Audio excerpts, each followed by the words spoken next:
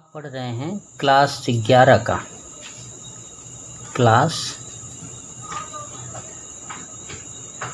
11 का फिजिक्स का second paper यानी फिजिक्स सेकंड। उसमें है लेसन 2 तरल दाब फ्लूइड प्रेशर। ठीक है, सबसे पहले थोड़ा सा द्रव्य के बारे में जान लीजिए। द्रव्य क्या है? जिससे कोई वस्तु बनती है उसे हम कहते हैं द्रव्य, है ना। जिससे वस्तुएं बनती हैं उन्हें क्या कहते हैं? द्रव्य। तो द्रव्य की 3 अवस्था होती है, स्टेट बोलते हैं इसको। द्रव्य की 3 स्टेट होती हैं, ठोस, द्रव, गैस। एक सिंपल आइडिया में देते हैं हम आपको। ठोस क्या है, द्रव क्या है और गैस क्या है।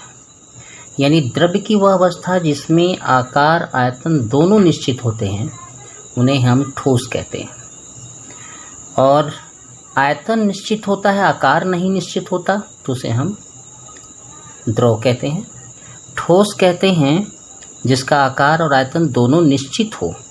द्रव कहते हैं जिनका आयतन निश्चित हो आकार ना हो, और जिनका आयतन आकार दोनों अनिश्चित हो उसे हम गैस कहते हैं। फाइनली समझ में आ गया। आकार आयतन जिसका निश्चित होगा ठोस, जिसका आकार आयतन दोनों अनिश्चित होगा गैस, जिसका आयतन निश्चित होगा आकार नहीं निश्चित होगा उसे हम कहते हैं द्रव। अब आते हैं दाब। दाब देखिए, जैसे ये पृष्ठ है आपका, इस पर जब आप प्रेशर डालते हैं तो एक दाब का नाम देते हैं। जैसे ये हमारा बोर्ड है, ऐसे प्रेशर डाल रहे हैं हम, ये ऊपर से डाल रहे हैं, अभी लंबवत बल बोला जाता है इसको, लंबवत बल। तो किसी पृष्ठ के एकांक पृष्ठ क्षेत्रफल पर, है ना, ये क्षेत्रफल पर लंबवत डाला गया दाब बल, उसका क्या कहलाता है? दाब कहलाता है। किसी पृष्ठ के प्रति एकांक क्षेत्रफल पर कार्यरत अभिलंबवत बल क्या कहलाता है? दाब कहलाता है। तो दाब बराबर क्या होगा? बल बटे क्षेत्रफल। बल कैसा होना चाहिए? अभिलंबवत। क्लियर हो गया? तो P बराबर F/A। जब हम सदिश रूप में देंगे तो हम ऐसे देंगे, F पे वेक्टर, P पे A पर वेक्टर। इसका मात्रक होता है न्यूटन प्रति मीटर स्क्वायर। इसका एक मात्रक और भी कह सकते हैं पास्कल, जो दोनों में आपस में मान इनका बराबर होता है। बीमा होती है ml-1 t-2। राशि अदिश है, इसमें 2 सदिश राशियां लिखी हैं, लगी हैं, लेकिन ये राशि कैसी है? अदिश है, यानी दाब अदिश राशि है। दूसरी बात कि निश्चित बल, जो निश्चित बल है के लिए क्षेत्रफल यदि बढ़ेगा तो दाब घट जाता है। कहने का मतलब ये है कि जैसे मान लीजिए इतने बड़े क्षेत्रफल में आप 10 न्यूटन का बल लगाते हैं और फिर इतने बड़े क्षेत्रफल में भी 10 ही न्यूटन का बल लगाते हैं, तो इसका जो दाब होगा, है ना, वो घट जाएगा। यहाँ पे जो P का मान आएगा, मान लीजिए P2 का मान आएगा, इसके P1 के मान से क्या होगा? कम होगा। समझ में आ गया? यानी निश्चित बल के लिए किसी पृष्ठ का क्षेत्रफल बढ़ता जाएगा तो उसका दाब क्या होगा? घटता जाएगा। क्लियर हो गया? चलिए, ये आपका लिमिट पे है, ये ताक्षणिक दाब के नाम पे जाना जाता है। अब आते हैं हम लोग तरल दाब पे। तरल दाब क्या है? फ्लूइड का है, फ्लूइड प्रेशर बोलते हैं इसको। तो किसी बर्तन में रखे तरल द्वारा, जब हम किसी बर्तन में द्रव को रखते हैं, जैसे ऐसे हम बर्तन में रखेंगे द्रव को, तो बर्तन में रखे तरल द्वारा बर्तन के प्रति एकांक पृष्ठ क्षेत्रफल पर, है ना, तो यहाँ नीचे क्षेत्रफल होगा, यहाँ भी क्षेत्रफल होगा, तो ये जो दाब बल आरोपित करेगा उसी को हम कहते हैं तरल दाब। ठीक है। तरल दाब का प्रभाव ये है कि गोताखोर जब पानी में घुसता है ना, तो उसके ऊपर से तरल दाब ही लगता है, जिसके कारण उसके जो है बॉडी में भार महसूस होता है। ठीक है। उसके बाद एक देते हैं हम प्रणोद। थ्रस्ट क्या है? तो तरल के संपर्क सतह पर, तरल के संपर्क यानी जिसमें तरल जिस बर्तन में रखा है उसके संपर्क सतह पर तरल द्वारा आरोपित कुल दाब को हम कहते हैं तरल का प्रणोद, है ना। कि तरल के जैसे ऐसे भर दिए हमने, इसके जब आप पानी द्रव भरेंगे तो इस सब सतह पर जो कुल दाब डालेगा तरल, उसे ही हम कहते हैं तरल का प्रणोद। अब आगे देखते हैं एक और कि द्रव स्तंभ के कारण दाब। जैसे मान लीजिए एक बर्तन में द्रव h ऊंचाई तक भरा है, इसका घनत्व आपका रो है, और इस तली पर जो दाब होगा वो होगा P बराबर HdG, यानी ये तल की ऊंचाई, उसका घनत्व और उसका गुरुत्वीय त्वरण। G का मान आप जानते हैं 9.8 मीटर पर सेकेंड स्क्वायर होता है। ठीक है, एक और चीज़ देखिए इसमें थोड़ा सा, अगर वायुमंडलीय दाब भी इसमें इंक्लूड कर दिया जाए, जैसे वायुमंडल का तो कोई ना कोई दाब होगा, ये तो यहाँ से लेके यहाँ तक ये तो द्रव दाब है, लेकिन वायुमंडल भी लगा रहेगा तो तब उसकी तली पर दाब इस तरह का होगा, इसको कहते हैं कुल दाब। तली पर कुल दाब यानी वायुमंडलीय दाब और तरल दाब दोनों को हम जोड़ देते हैं, तब हम उसको कहते हैं परम दाब या कुल दाब।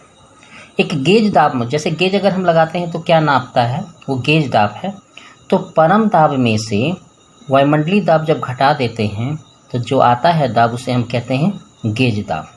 ठीक है, गेज दाब यह बताता है कि किसी स्थान पर दाब वायुमंडलीय दाब से कितना अधिक है, यानी किसी स्थान पर दाब वायुमंडलीय दाब यानी द्रव दाब वायुमंडलीय दाब से कितना अधिक है। एक नियम है जिसको जानना चाहिए आपको, बहुत अच्छी चीज़ मानी जाती है इसे, कि द्रव दाब के नियम। तो द्रव के अंदर एक ही क्षैतिज तल पर दाब सभी बिंदु पर समान होते हैं। जैसे मान लीजिए कि यहाँ पे अगर आप एक राउंड लेंगे तो ये बिंदु, ये बिंदु, ये बिंदु, ये बिंदु, ये बिंदु, ये बिंदु, ये जितने बिंदु हैं एक तली पर उनके सबके दाब समान होते हैं। ठीक है, जैसे ये राउंड में लिए हैं ना आपने, तो इसके एक एक पॉइंट पे कहीं भी इस पृष्ठ पर आएंगे तो उसका दाब क्या होगा, एक दूसरे के बराबर होगा।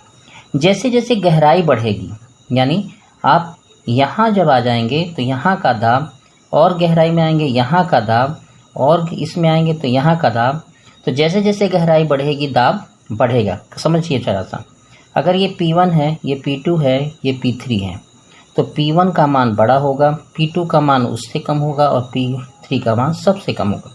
यानी जैसे जैसे द्रव की गहराई में आएंगे दाब उसका बढ़ता जाएगा। समझ में आ गई बात, गहराई पर दाब बढ़ता है। ऊपर वाला भी आपको बता दिए। द्रव में डूबे हुए पिंड का दाब, द्रव में अगर किसी पिंड को आप डुबा दें, जैसे इस पिंड को आपने डुबा दिया है ना, तो वो क्या करता है कि उसका दाब जो होता है वो पृष्ठ पर अभिलंबवत काम करता है। ऐसे द्रव जो दाब डालता है वो अभिलंबवत डालता है। ये समझ में आया।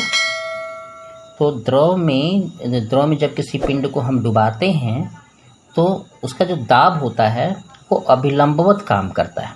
ये दिखा रहे हैं आपको। दूसरी बात, जैसे जैसे गहराई बढ़ती है द्रव दाब आपका बढ़ता जाता है।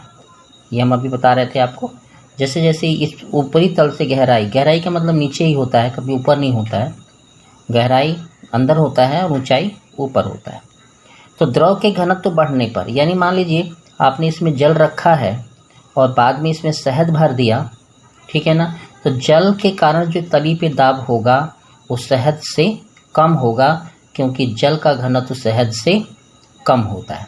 यानी जिस द्रव का घनत्व कम होगा उतनी ही ऊंचाई पर अधिक द्रव वाले घनत्व से उसका दाब कम हो जाता है। ठीक है, चलिए एक और देखते हैं। पास्कल नियम इस चैप्टर का यही बेस है, यही इस चैप्टर का मॉड कह लीजिए। ये मॉड में आप पढ़ रहे हैं पास्कल का नियम।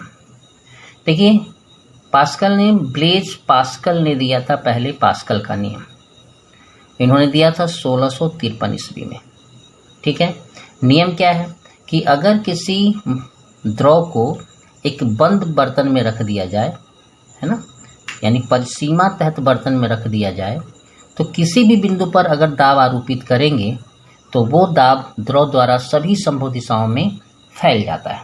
कहने का मतलब क्या है कि जैसे मान लीजिए ये बर्तन आपका बंद है, कहीं से निकलने की द्रव की जगह नहीं है, तो जैसे आप इस पर दाब डालेंगे तो ये दाब जो है, ये द्रव जो है ले करके पूरी जगह, ठीक है, पूरी जगह वो क्या करेगा, वो फैला देगा। तो देखिए लिखा है, किसी बंद बर्तन में द्रव के किसी बिंदु पर आरोपित बल, देख रहे हैं ना, आरोपित बल बिना क्षय के, यानी कोई बल क्षय नहीं होगा दाब, क्षय के द्रव द्वारा सभी संभव दिशाओं में समान रूप से संचरित हो जाता है, यानी चलता है। यानी द्रव का काम है कि किसी भी बिंदु पर अगर आप दाब डाल देंगे तो द्रव खुद उस दाब को सभी संभव दिशाओं में क्या कर देगा, ट्रांसफ़र कर देगा। ठीक है, जैसे हमने ये दाब P डाला है तो ये पिस्टन बाहर गया है P1 दाब से, ये P3 दाब से और ये P2 दाब से। तो हम कह सकते हैं कि जो दाब है वो 3 भाग में बटा है, तो P बराबर होगा P1 P2 प्लस P3। समझ में आ गया? चलिए एक छोटा सा क्वेश्चन और देखते हैं, बहुत स्पेशल लग रहा है आपको, चित्र भी अच्छा दिख रहा होगा।